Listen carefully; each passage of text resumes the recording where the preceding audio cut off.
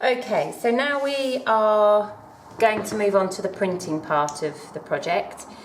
Now you will remember when we did these designs, we drew them, and when we drew it, we drew the dark areas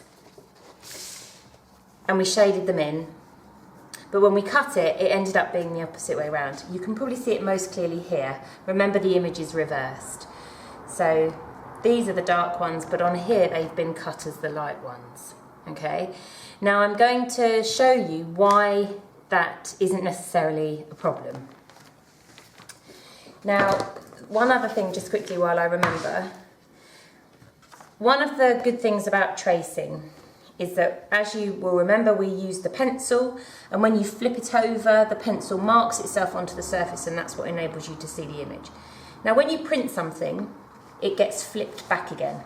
So it ends up going back the right way, which is quite a handy little thing. Okay, so first of all, when we're printing, this is printing ink. It's not paint, it's ink.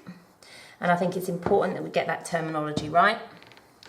And we want a little bit on the desk. Now we can print onto the surface of the desks, but you've got to try not to spread it out too much. Now there'll be lots of colours around the classroom. So what you're going to do is you're going to not change your ink where you are. You're going to move over to another table where there'll be another colour that you might want to use. So we start off with a little bit on the desk, and you pick some of it up with your roller, and then you're going to roll backwards and forwards. And what you're aiming to do is to get a thin coat of ink on the surface of the table. Actually, what you're doing is you're trying to get a thin coating of ink on the surface of your roller. Now, whatever you do, don't put too much out because you don't need it.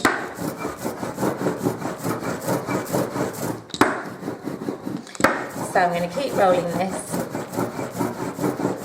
until I can look at my roller and I can see a nice thin coating all the way over it. Now I've got here some sugar papers, and I'm going to start off by printing on black. So I'll put that up there for now. Just give my roller another roll, and then what I'm going to do is I'm going to gently roll this over the surface. And I don't want too much pressure, because I only want to put it on the black. Now if it's coming out too dry, just a little bit more ink.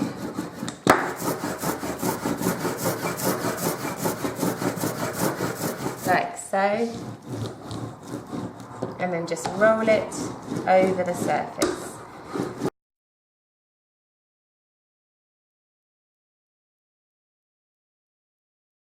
And what we're looking for is a gentle and even coating of ink over the surface of our mount board.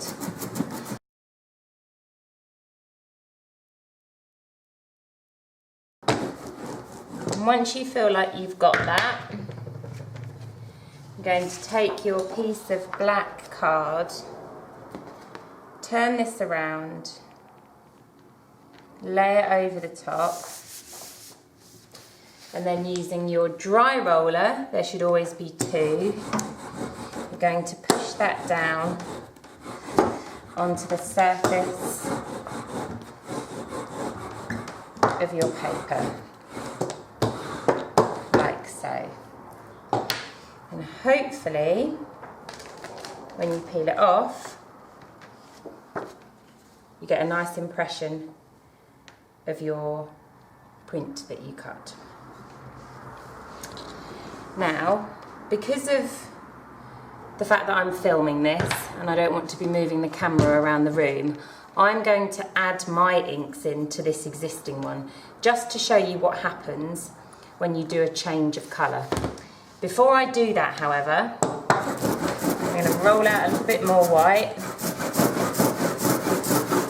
and use up what's on here. And you'll remember from the last video that we made some backgrounds, and what we're going to do now is have a go at printing those. Now the more you print on this board, the better your prints will become, because the ink will get loaded onto the surface and it will slowly start to cover it more fully. So my backgrounds are just here. So I'm going to take one that I did earlier, flip that over, just make sure that I'm going to get my face in the middle. Just push that down with my hands, and then using my dry roller, I'm going to roll over the top of that onto the surface that I created.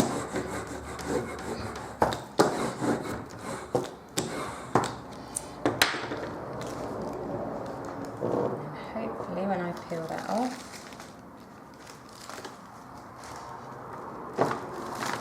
should have another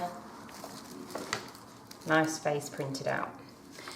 So what I'll do now then is just mix up some more colours, and then you can start to see how it looks.